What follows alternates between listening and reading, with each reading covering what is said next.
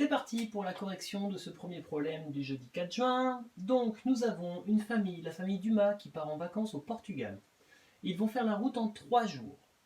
Chaque jour, les parents vont conduire pendant 6 heures. Question, combien d'heures va durer le trajet au total?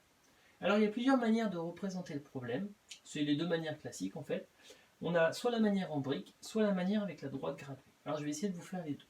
La manière en brique, ça nous donne la chose suivante. On sait qu'ils partent pendant 3 jours et que chaque jour, ils vont conduire pendant 6 heures. Alors 3 jours. Les 3 jours, je vais les représenter chacun avec une brique. Premier jour, deuxième jour, troisième jour. Je sais que chaque jour, ils conduisent 6 heures. La question, c'est au total, combien ça fait? Ben, le total, c'est tout ça. Je me pose la question, combien ça fait? Cette situation, je la connais.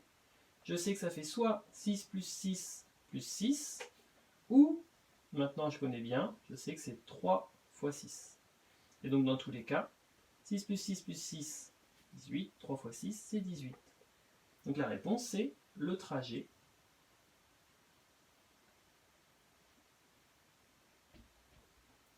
va durer